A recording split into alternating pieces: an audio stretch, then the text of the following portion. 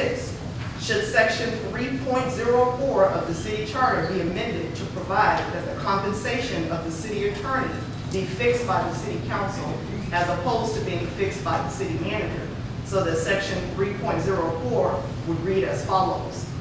The city council shall appoint a competent and duly licensed attorney practicing law in the state of Texas, who shall be the city attorney. He or she shall receive for his or her services such compensation as may be fixed by the city council, and shall hold office at the pleasure of the city council. The city attorney or such other attorney selected by him or her with the approval of the city manager shall represent the city in all litigation. He or she shall be the city attorney and counsel for the city and all officers and departments thereof. Yes or no? Proposition number 7, should section 4.01A of the city charter be amended to conform to a change in state law and provide that regular city election be held on the first Saturday in May or such election in May as authorized by applicable state law, so that the first sentence in section 4.01A would read as follows. Scheduled, the regular city election will be held annually on the first day in May or such date in May as authorized by applicable state laws. You'll vote yes or no. And with that one, I just want to point out that state law had already changed elections from the second Saturday to the first Saturday, so we had to comply because it was the law, but this recommendation is so that it matches, our charter matches the current law. Proposition number 8, should Can I ask a question Yes, about that? So in the event that, just say, for whatever reason, it gets voted down, it will still be changed though for us to reflect it, correct? it would still always be, we wouldn't actually change it in the charter, but the election date would still be that first Saturday in May, Okay. just because that's what the law says. But we wouldn't actually change it in the charter if they voted down. Okay. Would there be an ordinance or something so that later on, like if and nobody knew that, would we to make some kind of reference that? Well, there's already a section in the charter that talks about how nothing can be in conflict with state law, Right. so it really would be covered there. Okay. But we could, go back and establish an ordinance, and it would probably make sense to say that the election would be held on this date or be changed immediately in the event that the state law changes the election date. That would probably make sense. Proposition number 8, should section 4.02 of the city charter be amended to remove the provision that prevents a current elected office holder from filing for election to a different office, so that section 4.02D would read as follows. D, no candidate may file for more than one office per election. You vote yes or no. Proposition number 9, should section 4.02 of the city charter be amended to delete subpart E, which currently reads, no employee city shall continue in such position after filing for an elective office of the city. Because section 150.041 of the Texas Local Government Code provides that a municipality may not terminate employment of an employee solely because the employee became a candidate for public office.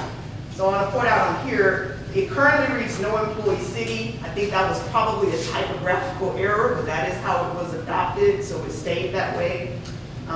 So when looking at this, the commission was looking to correct the typographical error, but then we learned from our city attorney that state law now prohibits you from having that rule anyway. So if an employee, a current employee would file to run for office, at one point we would have been able to ask them to resign or terminate their employment. You're not allowed to do that now anyway. So this, again, would be coming in compliance with state law. So an employee, technically an employee could be a city member? They couldn't be a candidate for their, for city, I guess, office per se, but they would, because that's in the personnel policy. Right. But let's say I wanted In to go and another run city. for state representative, Okay. I could maintain my employment and go do that.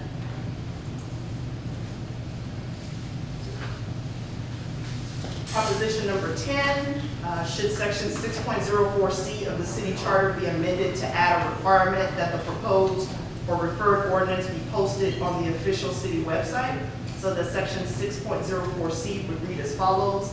Publication of proposed and referred ordinance.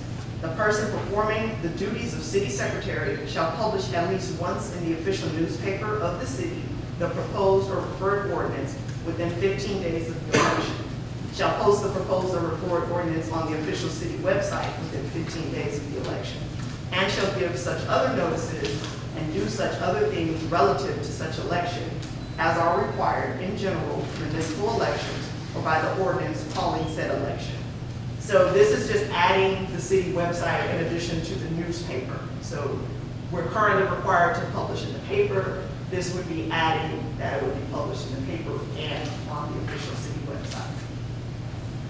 Proposition number 11, should section 7.03C of the city charter be amended to add a requirement that the proposed budget be posted on the official city website, so that section 7.03C would read as follows. C, public notice and hearing. The council shall post at City Hall, post on the official city website, and publish in the official newspaper of the city at least one time a general summary of the proposed budget and a notice stating, 1, the times and places where copies of the budget are available for inspection by the public, and 2, the time and place for the public hearing on the budget. Again, that's adding the addition of the website posting in addition to the newspaper. We do it now anyway, but this is just making it a requirement.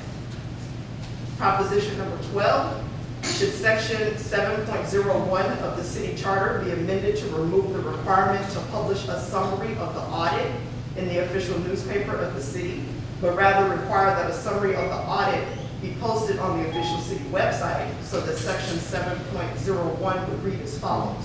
At the close of each fiscal year, and at such other times as it may be deemed necessary, the council shall cause an independent audit to be made of all accounts of the city by a certified public accountant. The certified public accountant, so selected, shall have no personal interest, directly or indirectly, in the financial affairs of the city or any of its officers. Upon completion of the audit, the summary thereof shall be posted on the official website of the city immediately, and copies of the audit shall be placed on file in the city secretary's office as public record. And again, this is just adding the website as a posting requirement. Proposition number 13, should section 11.03 of the city charter be amended to provide that a board or commission member may not continue in such position after being elected or appointed to an elected office of the city, rather than when such person files for an elected office of the city. So that section 11.03 would read as follows. No member of a board or commission shall continue in such position after being elected or appointed to an elected office of the city. So our current charter says that in order to file for an office, you must resign from a board or commission. This would allow a person to remain until if and when they are elected. Proposition number 14, should section 11.044 of the city charter be amended to provide that the zoning commission should annually prepare or review the comprehensive plan of the city rather than the general plan of the city, so that section 11.044 would read as follows. Annually prepare or review the comprehensive plan for the city and recommend to the council any changes. The current charter just calls it a general plan. The city of Kirby actually has a comprehensive plan, so this recommendation is to make the language match what we currently call our plan. And lastly, proposition 15, should section 12.11b of the city charter be amended to provide that the report of the Charter Review Commission be posted on the official city website, on the official website of the city, so that section 12.11b would read as follows. Action by the council. The council shall receive and have published in the designated official newspaper of the city and posted on the official website of the city any report presented by the Charter Review Commission, shall consider any recommendations made, and if any amendments be presented as of such report, shall order such amendment or amendments to be submitted to the voters of the city in a manner provided by the laws of the state of Texas as now or thereafter amended. Again, that is to be consistent throughout so that everything that gets published in the paper also gets published on the official city website. Many things that we put there anyway, but they're not stated that they have to be in our current charter. So again, those are all 15 propositions that will be on the May 1st ballot as the special election. Just as a reminder, early voting starts April 19th, it runs through the 27th, and we will be a early voting site here at City Hall. If anybody again wants a copy of that, you're welcome to request the propositions at City Hall. And it is also on the sample ballot, and the individual ballots, like, so.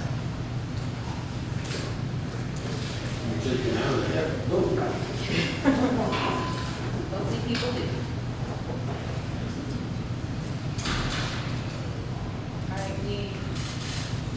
All right, we'll need Officer Thompson. Okay. Officer Thompson.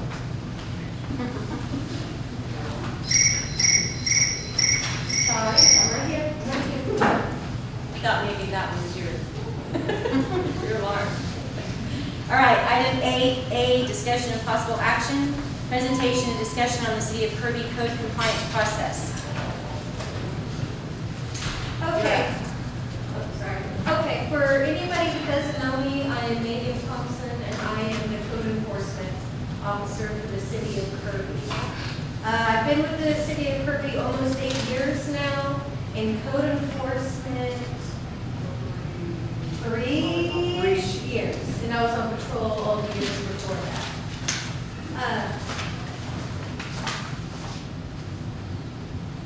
I only have very few slides, but we're going to go into detail on them.